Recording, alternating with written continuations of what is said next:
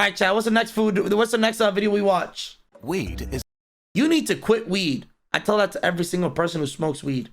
Weed is the worst drug you could possibly have. The worst. a serious drug that can have devastating consequences for your life. This is an unpopular thing to say, but it's true.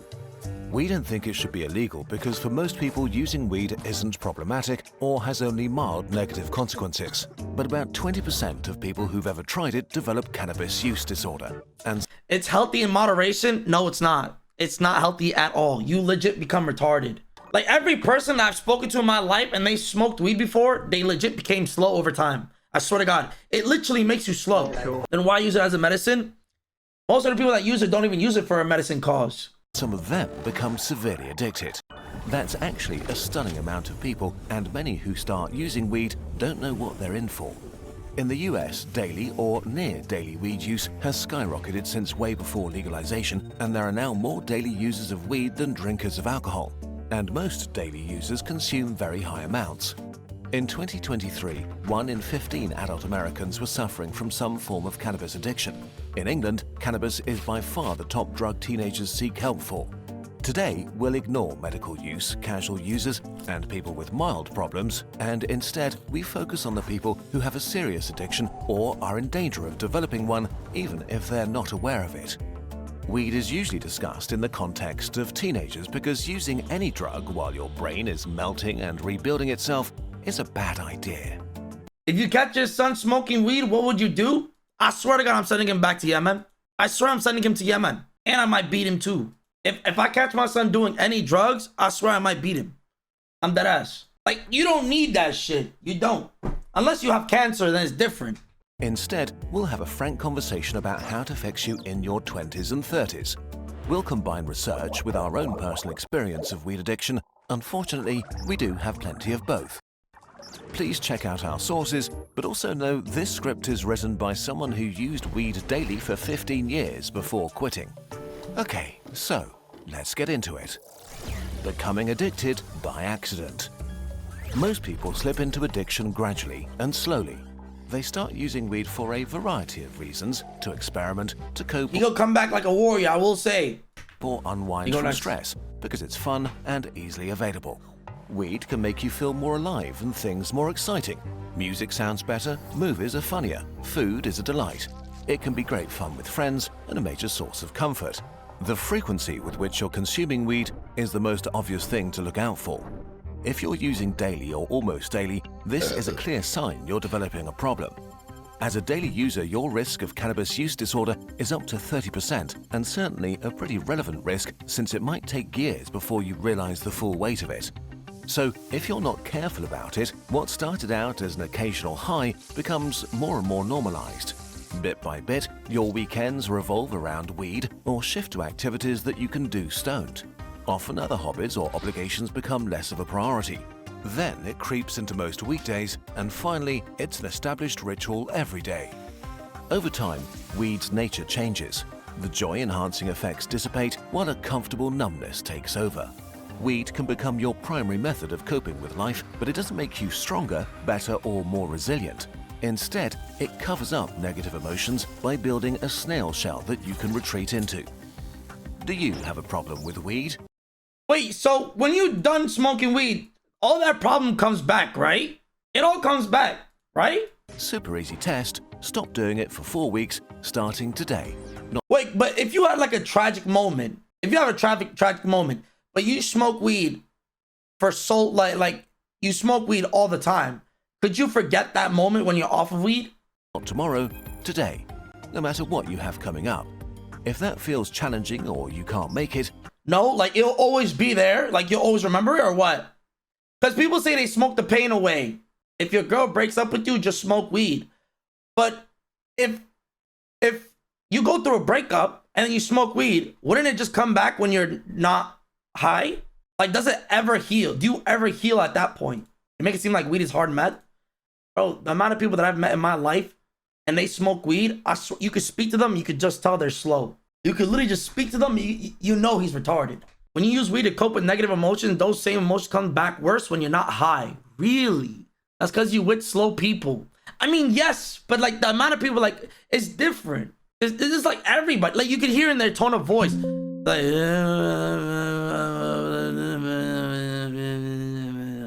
that's how I imagine weed smokers. It's like they're speaking on 500 ping. That's the best way to put it. They're on 500 ping. Food for thought. Once weed has become a daily or near daily habit, the cumulative damage to your life can be profound. But first, let's talk about another thing that can become harmful without you noticing it. No data security. Today's sponsor, Incogni, helps you reduce your risk of scam users. This guy always makes high quality videos. I swear to God, even on the ads is high quality. It's crazy. Life can sometimes progress in slow motion. The addiction keeps you where you are, while your body ages and your friends move forward. But youth masks stagnation. For years, you don't notice how much weed might be holding you back. Weed suppresses dopamine regulators, hence causing depression in the long run. Fucking hell. Because if you're young, life changes by itself. The outside world takes on the initiative and provides a lot of support for you. You're surrounded by peers, may still have childhood friends, progress through school, start work or university, and find new places and friendships. Moving slowly is kind of okay in your 20s as life naturally throws experiences and challenges at you. But it's still not great for you. This is the time when your body is probably at its peak and you can use it for things you'll not be able to do later, from sports to dating and staying out late, traveling and experiencing the world. It's the easiest time to build a healthy social life, the greatest predictor of how happy you'll be over the next few decades. You'll likely never have fewer responsibilities again, so you can explore and take risks. Spending this time stoned with passive activities like scrolling over reposts on Reddit is something you might regret later. You'll never get this period of your life back. As you age out of your 20s, things change massively. Around this time, most people naturally tone down their weed consumption or quit entirely. You're entering one of life's great inflection points, and you risk getting left behind. Your social life is different after 30. Friendships need care, attention, and active time investment to survive, and weed addiction works against you on multiple levels. Studies show that for some people, weed can worsen social anxiety, especially if you start using more and more.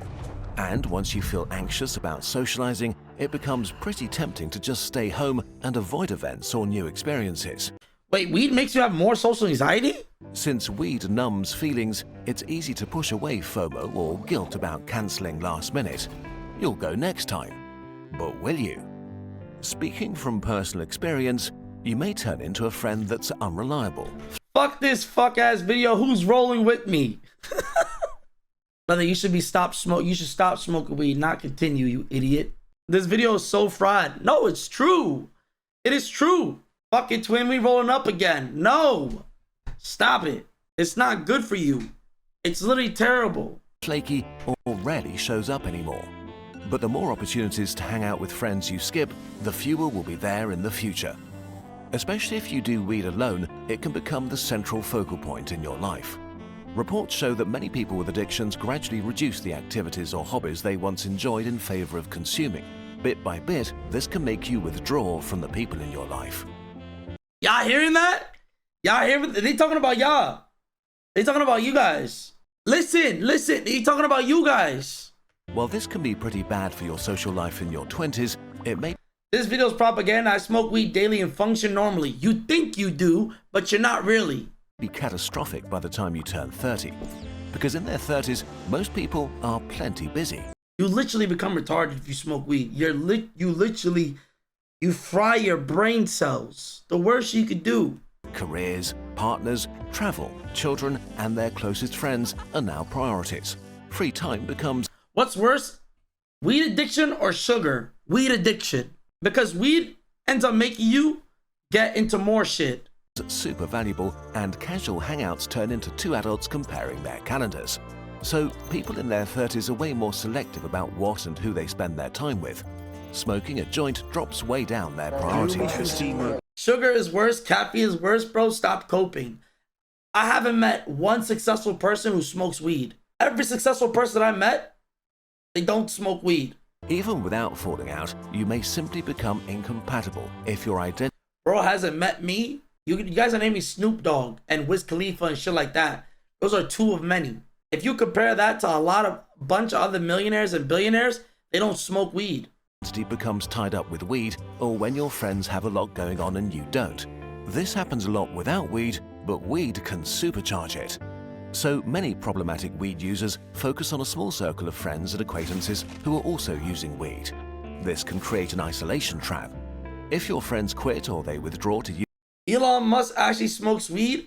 Elon Musk is fat and retarded. Who cares what that retard has to say? He's not smart. He's retarded. Use it alone, you can face sudden isolation and loneliness. Or you may... He's more successful than you, though. I don't care. He got lucky. He got lucky. may feel pressure to keep using it because you're scared of losing your friends. It's harder and takes longer to make new friends in your 30s than in your 20s, so to change your situation you need courage, energy and motivation, things weed addiction makes much harder to master. Worse still, people who feel lonely tend to use more weed to cope, which is linked to even more social isolation. Weed can fill the role of your best friend. It's there when you're lonely, it makes you feel okay in the moment. By the way, these are legit scientific studies. So how are you guys saying this is propaganda? This is literally scientific studies. Show a source. It's right here. He sources it right here. Here's literally the source. It's right here. Which is linked to even more social isolation. Weed can fill the role of your best friend. It's there when you're lonely. It makes you feel okay in the moment. Your love life can also suffer. Social anxiety and complacency is a great... League players take, guys, you know it's bad when he's on the right. Scientific studies show cocaine helps you be more productive. Is it good for you? They say it's good for you to be productive, but it also kills you in the long run. That is also true. You're just basically shortening your lifespan. A lot more problems are going to come to you when you do coke. Motivated to put on. There's some benefits in weed too. Dating and having sexual experiences in your 20s, and it doesn't get much easier as time passes. In relationships, weed addiction can be extremely disruptive. Reports show that partners of daily users can feel neglected, that couple communication can break down, and that trust evaporates. The addicted partner usually doesn't realize how poorly they're handling relationship issues and can be blindsided when their love leaves them. And to be frank, in their 30s, people want a partner who's ready to share the growing responsibilities of adulthood and wants to build a life together. The older you get, the more unattractive your weed addiction makes you. Okay, but who needs friends or love if you have a career, right? Well, the achievement delay machine. Long-term studies show that heavy weed users are more likely to end up with reduced academic performance, a worse education, lower income, less savings, and less stable employment, even when compared to people from similar family backgrounds and social class. Many people with weed addiction struggle to show up for work. They're not productive, they procrastinate, and they fail to meet their responsibilities. The consequences of missed opportunities and bad decisions slowly accumulate. Maybe you skipped networking events, had no... All the weed smokers taking their time to type, hold up, they are lagging IRL. Listen, you weed smokers trying to defend yourselves, that you guys smoke weed, the time that you spent defending yourselves could be used to doing something more productive. But you choose not to. Because why? You're a weed smoker because you're stupid. No ambition and didn't get promoted or hopped between entry-level jobs. It's also much harder to build up savings since the addiction can cost you thousands each year. In your 20s, you transition from being useless to being good at something. And so in your 30s, expectations from others and yourself change sharply. People tend to cut you a lot of slack when you're young, but this has an expiration date. The older you get, the worse it feels to compare yourself to peers that are moving on in life and start achieving things. And it's not just career goals. If you spend a decade or two using weed all the time, you grow less as a person. You probably traveled less, went out less, met fewer people, had fewer interesting experiences, and in a way, lived less than your peers, which also really becomes noticeable in your 30s. In some studies, long-term chronic weed users had significantly lower life satisfaction, from their motivation and pursuit of personal goals, social and love life, to careers. Damn. You know what that means? That means y'all motherfuckers are losers. And that's why I can't respect the weed smoker like that. You see what I'm saying? You guys are losers. What he's saying, you guys are fucking bums. You guys are bums. Damn. That's science. That is science. And options. your life may just overall be much less fun and fulfilling than it could have been. On top of all this, your mental health is the final thing that you may erode over time. The prison of weed. Do you play League of Legends? Microsoft has a brand new way to get Riot points. How do they know I play League of Legends? So what are you waiting for? I'm telling you, the most sad, they have control of your computers. Everything you say, you know, why do you think a targeted ad comes up?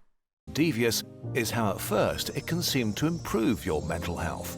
It can calm anxiety or depressive feelings, make you more relaxed and feel less lonely. But weed acts on your brain's reward system and the effects can flip without you noticing. Weed can damage your ability to regulate your emotions and can worsen anxiety or depressive feelings and can escalate into serious mental disorders, which you might think that you can self-medicate against by doing even more weed. This can impair your coping skills, making you fragile and easily overwhelmed. Hamza, can you describe science? Yes. Science is based off of three things. It is the experimental thing where you make a claim, right? So that's the first thing. Second is a hypothesis. Third is the end goal of it. I forgot the names of it, but it's three things, okay? I learned this in science class. It was three things. The claim, the hypothesis thing, and then the ending of something, what the actual thing it is, okay? It's based off facts. Facts. Not all of them, but most of them. It's no. If it's based off of facts, it will say it's facts. There's certain things that are not facts. Like most of them are just studies. Science is always 99% because things can change. Unable to deal with stress, increase anxiety or depressive symptoms, worsen your mood, cause mood swings and irritability. The addiction can hold back a dam of bottled up negative feelings that's ready to crash into you and the people around you at any time. Until eventually, it doesn't work anymore. Especially during a mental health crisis, weed can make things much worse for you. On the flip side, there's research that shows that addicted people who give up weed experience a noticeable improvement in their mental health. Here's the thing. All the negatives we talked about, missing your life as it flies by, social isolation and not even getting close to living up to your potential, are not happening sometime in the future, but today. No matter your age, if you find yourself addicted or in danger of becoming addicted, there is a way out. It's not fun and it will be hard. You need to quit. And the earlier you do, the better your life will be. Don't give up. There's a whole life out there waiting for you. Guys, never kill yourself. Never kill yourself. You heard it here.